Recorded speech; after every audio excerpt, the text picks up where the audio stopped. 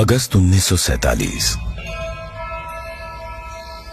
Madras presidency, Tamil Nadu. विशिष्ट लोगों का एक समूह अपने जीवन काल की एक ऐतिहासिक यात्रा की तैयारी कर रहा था।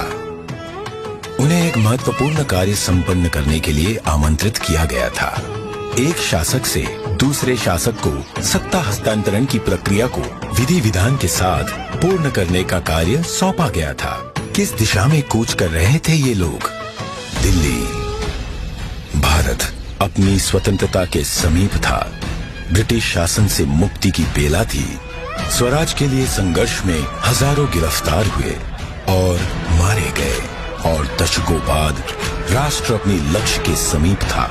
वो लक्ष्य था स्वाधीनता, स्वतंत्रता। अब अंतिम वाइसरॉय लॉर्ड माउंटबेटन को एक महत्वपूर्ण कार्य करना था, भारतीयों को उनका स्वराज्य सौंपने का कार्य।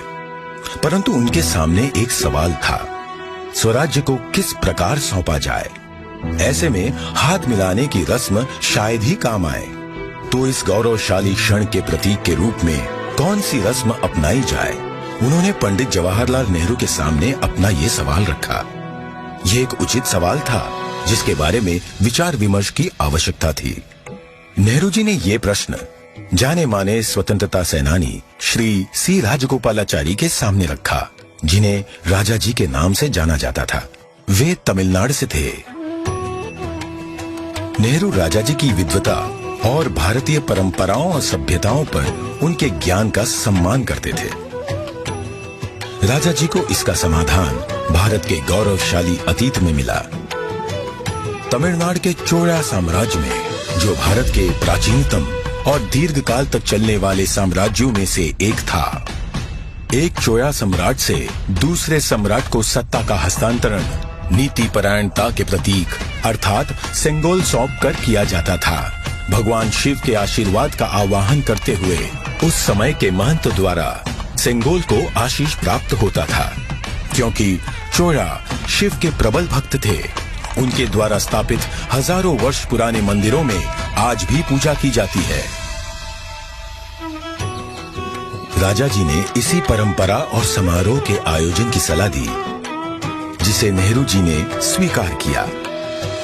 राजा जी ने बिना समय गवाए इस समारोह के लिए प्रमुख धार्मिक मठ या आश्रम तिरुवावड़दुराई आदीनम से संपर्क किया, जिसे 5 सदियों पहले स्थापित किया गया था, और ये तब से चोया भूमि के केंद्र में स्थित है और आज तक कार्यरत है। तत्कालीन मठ प्रमुख 20वें गुरु महासन्निधानम श्रील श्री अंबलवाना देशिक स्वामी ने अपनी अस्वस्थता के बाद भी इस कार्य को स्वीकार किया।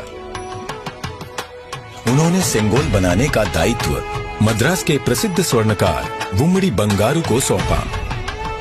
सेंगोल के शीर्ष पर नंदी विराजमान थे, जो कि शक्ति, सत्य और न्याय के प्रतीक हैं। सेंगोल बनाने के समय को याद करते हुए 96 वर्षीय श्री वुम्मड़ी एतिराजुलु कहते हैं, आदिनम किसी की सिफारिश पर हमारे पास सेंगोल का निर्माण का न्योता लेकर आए थे। उन्होंने हमें इसके चित्र दिखाए। यह एक गोल लंबाकार वस्तु थी, जिसे बिल्कुल वैसे ही बनाना था। यह एक महत्वपूर्ण स्थान पर जा रहा था, इसलिए उच्च गुणवत्ता आवश्यक थी। हमें इसके निर्माण का आदेश मिला। यह चांदी से बना था, जिस पर सोने की परत थी। आधीनम के सानिध्य में इस निर्माण से जुड़कर मैं बहुत ही प्रसन्न था। स्वतंत्रता सबके लिए गौरवशाली क्षण था, पर आधीनम द्वारा हमें सेंगोल निर्माण का दायित्व सौंपने से उस क्षण का महत्व बढ़ गया था। परम पावन मठ प्रमुख ने उप प्रमुख श्रील श्री कुमारस्वामी तंबिरान, आदिनम के ओदुवार विशेष गायक माणिक्यम और नादस्वर विद्वान TN राजरत्नम पिल्लई को आयोजन संपन्न कराने का दायित्व सौंपा।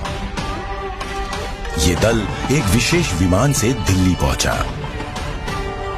14 अगस्त 1947 की रात्रि को श्रील श्री कुमारस्वामी तंबिरान ने रीतिनुसार सेंगोल को लॉर्ड माउंटबेटन को सुपुर्द किया। और लॉर्ड माउंटबैटन से उसे पुनः स्वीकार किया। तत्पश्चात सेंगोल पर पवित्र जल छिड़का गया। शोभा यात्रा के रूप में इसे पंडित जवाहरलाल नेहरू के पास ले जाया गया।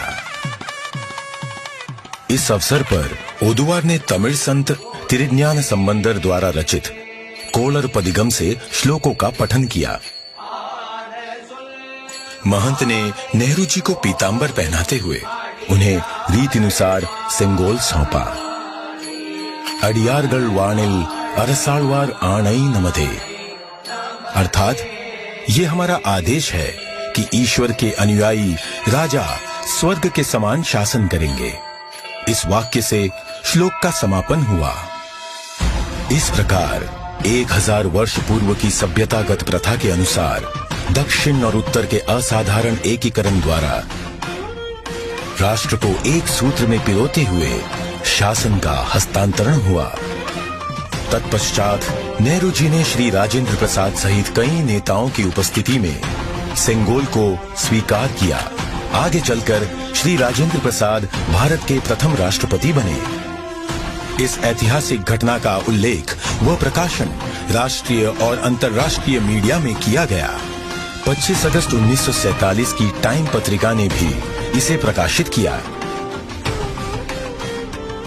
हस्तांतरण की प्रक्रिया के पश्चात पंडित जवाहरलाल नेहरू ने 14 अगस्त 1947 की मध्य रात्रि को अपना विश्व विख्यात भाषण राष्ट्र के नाम संबोधित किया।